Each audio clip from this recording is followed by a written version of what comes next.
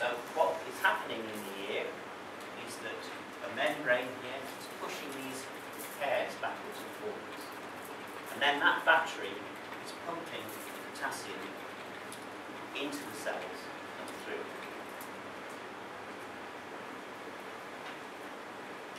So let's go on to the actual problem.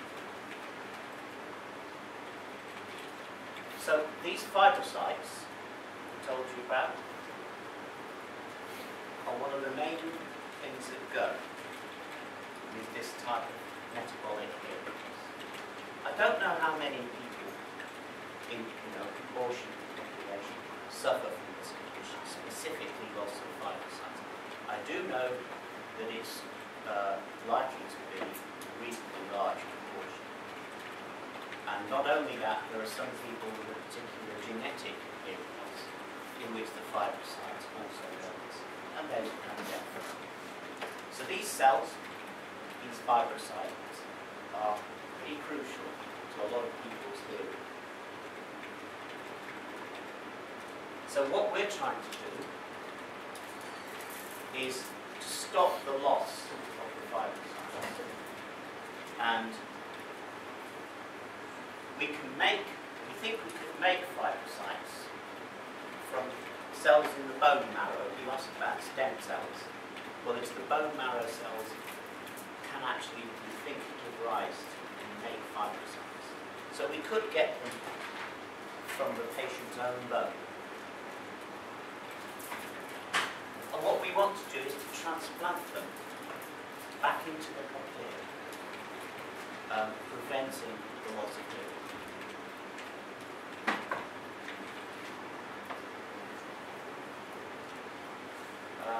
I think I've really told you most of this. So we think that basically these cells are vital, maintain this battery, and they get rid of the toxic potassium from around the hair cells, and without them, we think the hair cells will die. Okay? So that's our strategy. Can we stop this process happening?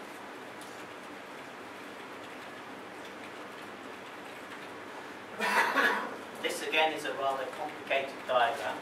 What it's trying to show you is that potassium is pumped into the cells, and then it has to recycle through these cells here.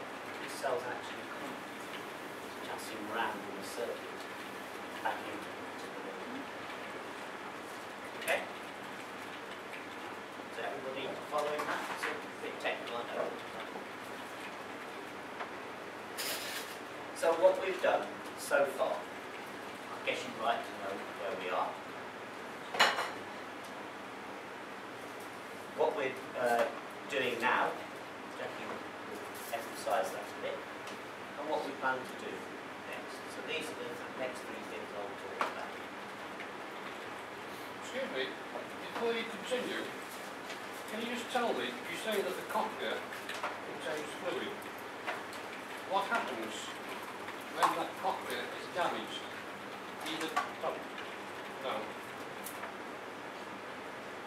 by way of injury or disease? Okay. Well, there are lots of different diseases that can affect the cochlea. This is one of them, it's degeneration. It's an aging process perhaps rather than a disease. The drugs I mentioned at the beginning, if you get given them will damage the cochlea as well, damage the hearing, the hair cells. If you have a traumatic injury, you have to hit your head extremely hard to damage the cochlea. It's surrounded by the hardest bone in the body, called the petrous bone. And literally you need a hammer to actually break into the cochlea. It's very, very tough. Toughest thing in the body. Because it's there, it's protected by this very hard bone. Sorry, I'm sorry to harp on, but that's my problem. This was only a very minor impact. A glancing blow. Right. No loss of consciousness. No main lesion or anything like that. But within 48 hours, here it was. that this is a long time ago, and I was told at the time it was cochlear damage. Right. But a very minor, just a glancing blow. Yes. I think, I'm not a doctor. I think there are ways that it could have happened rather than by damaging the cochlea itself, by tearing the nerve of hearing. Because the nerve of hearing has to come out of the cochlea, which is the strong bit, the bony capsule, and then it goes into the brain. And I've heard that damage to that part of your nerve, actually tearing the nerve, can happen in head injuries, rather than damage internally in the cochlea. Okay? So that would be a shearing damage. We can call it an auditory nerve being pulled. That's the most likely thing I would say. I'm not a doctor, so Okay, thanks. How is tinnitus generated? Is that through the cochlear tinnitus, it's a very complicated area. There are multiple different pathologies that can lead to tinnitus. It can be in the inner ear, but it can also be anywhere else in the auditory system. It's phantom perception of sound. And if you think you have a pathway going from your ear to your auditory cortex, which is up here, you could stimulate that anywhere and you'll get a perception of sound. It can even be real sound, because your ear produces what are called otoacoustic emissions of actual sound that you can measure with a microphone. In fact, there's often stories in the newspapers of whistling dogs, or donkeys, or other animals. You stick them in a room, you can hear their ear whistle. And that can be a form of tinnitus as well. With regard to showing the firefight, you have critical elements. Is it firefight critical element? Why is it affected by age? Why then you've got degenerated with age? Where's the link? That's another very good question, to which we don't really know the answer. It happens, that's the observation. One of the things that we see going wrong, and I'll mention this actually later on in the talk, is that the cells themselves have things in them, mitochondria, which maintain their energy, and they seem to be degenerated. And that's typical of aging all over the body. It's another age-related phenomenon, not just affecting hearing. Your mitochondria seem to have a natural breakdown as you age, probably due to mutations in their DNA. They have DNA inside. That's a quite complicated area.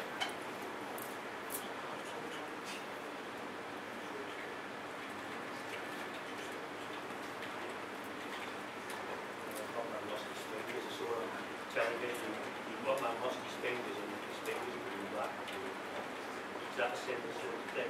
Is that similar for inside the ear?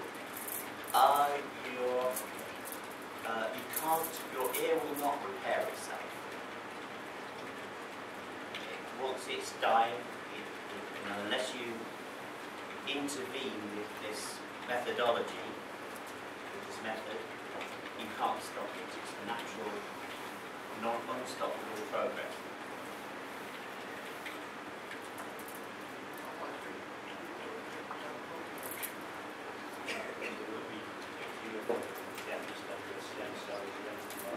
Well, that's what I'm talking about. We hope that there will be.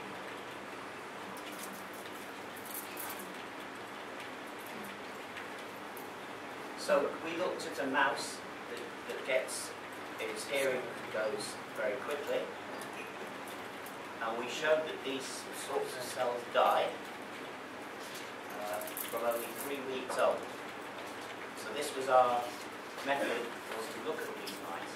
And this is another picture of a young mouse at 5 weeks, and an old mouse actually at 50 weeks.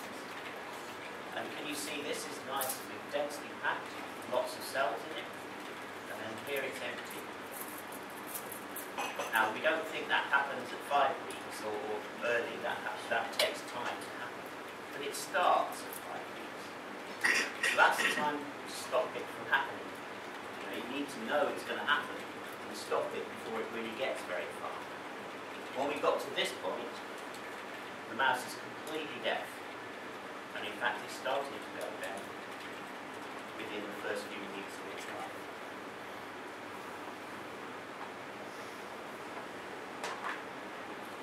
I'm going to skip over some slides. I think they're probably too detailed for this talk. We're looking at, I'll say this quickly, we're looking at these sorts of cells. This is what they look like in our microscopes. This is from this part of the side of the cockpit, and they look very interesting to us, but that probably doesn't mean very much to you. So I will move past that. Just going to skip these.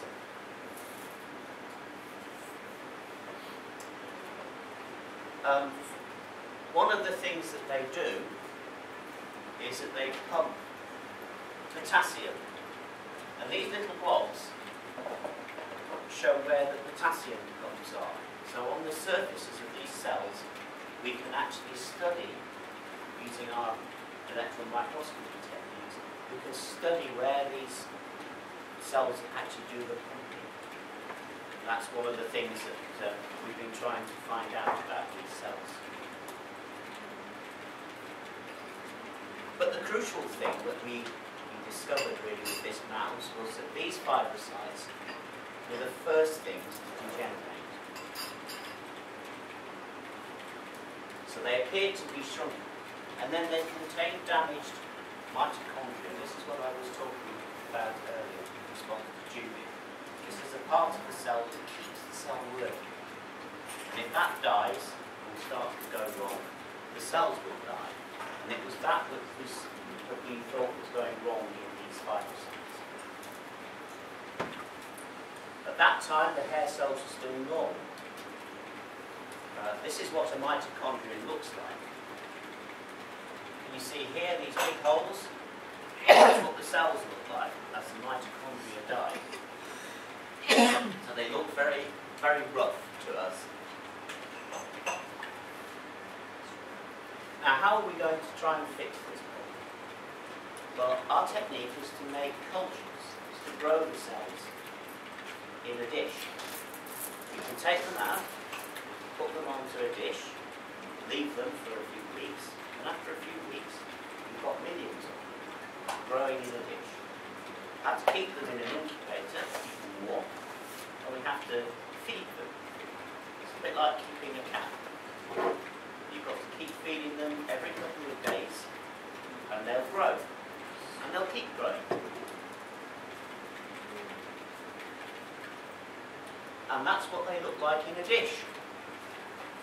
Sort of fried eggs, somebody told me the other day. They look like fried eggs. They're a lot smaller than fried eggs. But they sit there, and they'll divide, and you'll see a few on the first day, a few more on the next day, then tens and hundreds and thousands, and then millions of them. And we can freeze them. We can take them out of the dish, freeze them, use them again later. They look like baby fibrocytes. Here's some more pictures. This is just to show that we can stain them, and they contain the same sorts of things that the ones in your ear contain. So they don't change so much when you take them out of your ear. They do change a bit, but they still look like, and still have some features of fibrocytes. Okay.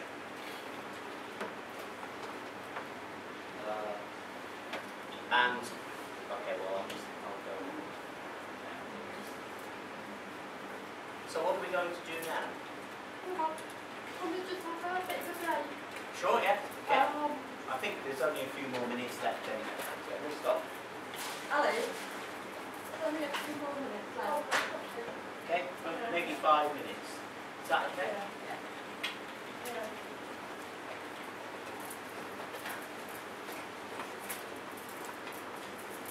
So, what we want to do is make our cells go green.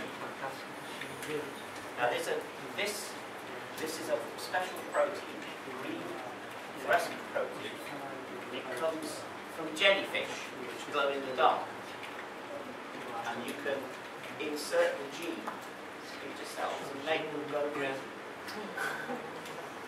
And we actually have seen a mouse that's completely green under an ultraviolet light, where its cells have been made to use this protein, so you can get green mice. And what we do is a special method called transfection that makes the cells green. We can then transplant these cells into the cochlea, and we can then look later to see where they are. And we know that they're our cells because they're green, whereas all the rest of the cells are not.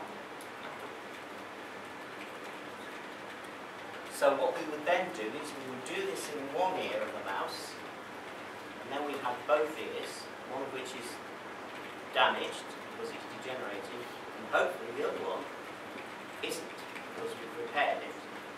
We can repair the hearing on either side. So in the same mouse, we should be able to tell whether our method has worked.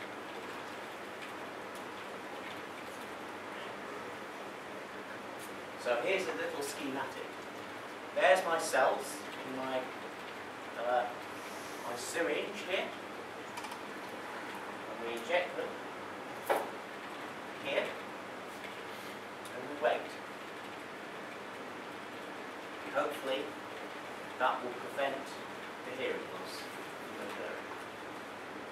What's next? Obviously we want to use it in people, if it works. I'm saying we don't know if it works yet. But as I said earlier, we can get these stem cells from people's own bone marrow, potentially. So that means that you don't get rejection. So you probably know with heart transplants and other operations, you use a different person's heart, you could get rejection. We want to avoid that, so one way is to use these bone marrow cells. What's most important is that we do this at the right time, before the degeneration is really significant, but when we know it's about to start. It's a very delicate procedure that we do, but we already do this with cochlear implants.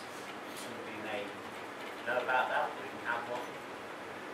So that kind of surgery is not impossible. And that's it. So any more questions?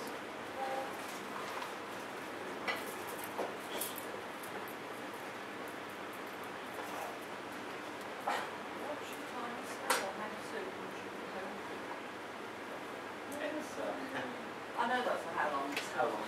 Yeah, I know. If we are lucky, I think we could prove the method will work in the next 3 to 4 years. Yeah. And that's what Japanese PhD is about. Yeah. And at that point, you start to be used on humans. Well, at that point, we have to do clinical trials. Clinical trials, which requires permission. All of this requires permission anyway, and then we have to get benefit. So, just to through things, so in 3 to 4 years, if this is working, you would be hoping to get permission to start trials. So your potential isn't so very far away. But as always, things get in the way. I haven't got any funding. We're trying to get it. Thank you very much.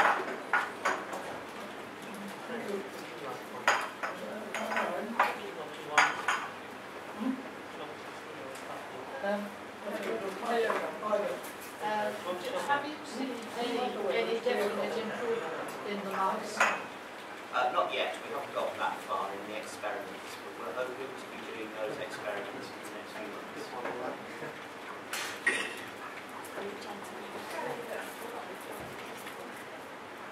So that damage to the nerve in the brain does result in non-spasticity, resulting in the problems that we're also experiencing.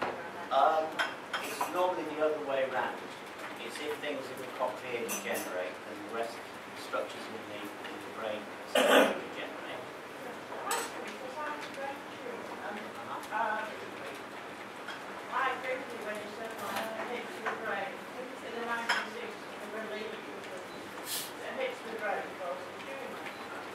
from it all, we know. Well, I think the issue for you is that if you have a tumour and it compress the nerve, then it could damage the nerve, and then you wouldn't be able to hear whether you had a normal cochlear or not. If somebody has an acoustic neuroma, a tumour of the auditory or the acoustic nerve, their cochlear can be normal, but they're deaf. Because, okay, you can detect the sound, but your brain can't read it, can't perceive it, because the nerve itself, the pathway is damaged. Okay? You see what I mean?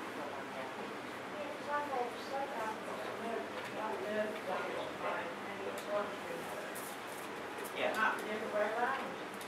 It's, if you've had a brain tumour, it's most likely to be your nerve that's affected and not your cochlear. You might even have or have had a normal cochlear at that time. And we know this because you can measure the function of the cochlear, and you can still not hear anything. You can have the function of the cochlear but not hear it. It's because it's a pathway. So you have to think of it as like a motorway system. You want to get from Birmingham to Manchester, and there's an accident on the M6. You won't get to Manchester. There's nothing on Birmingham. Birmingham's still there, Manchester's still there, but you can't get up the M6. And that's the sort of problem that you might have with the tumour in or around the auditory nerve or the nerve pathway. Okay.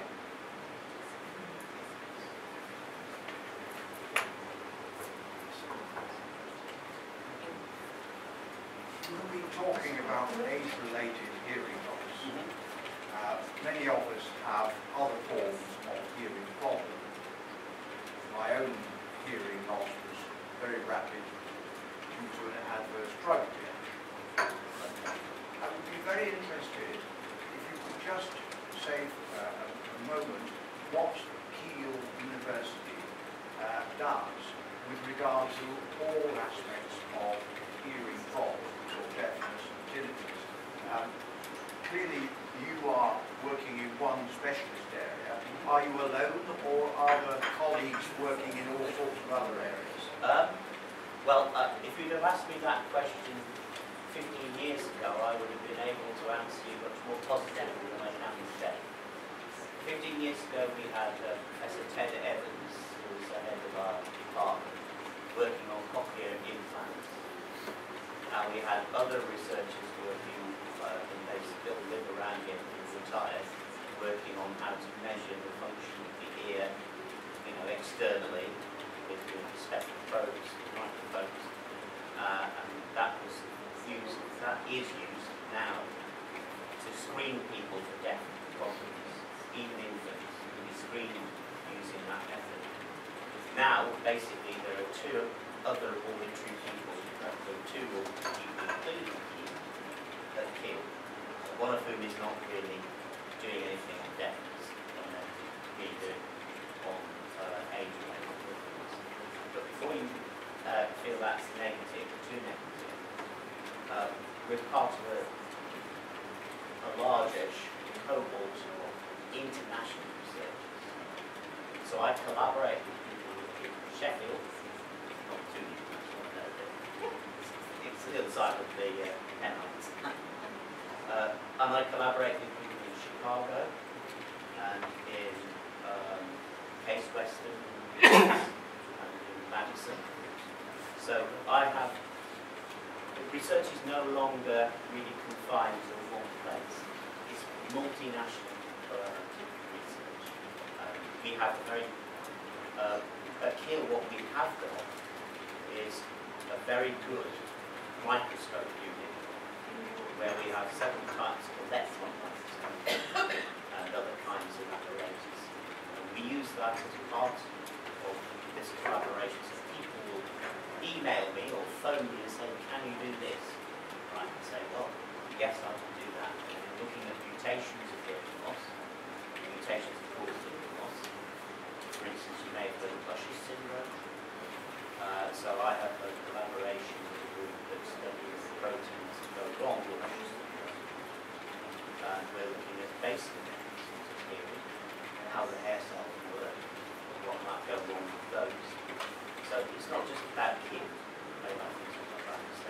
we have got this particular project, then we spread tentacles wider with the multinational collaboration.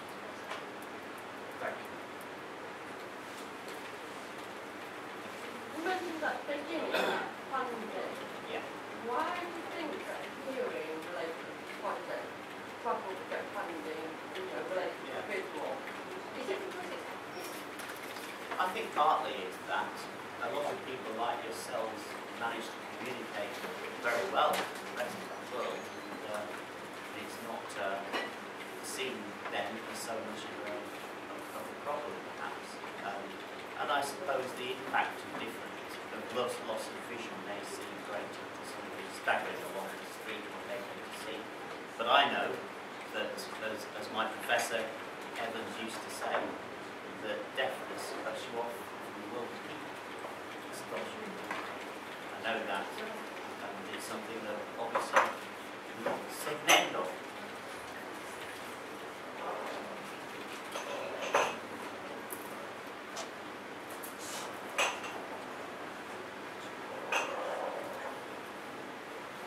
Talk about family cells derived for research cancer.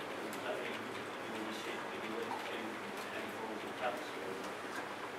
Not specifically. It's just that it's a possible negative outcome, something we would want to avoid, that could happen if we're not careful.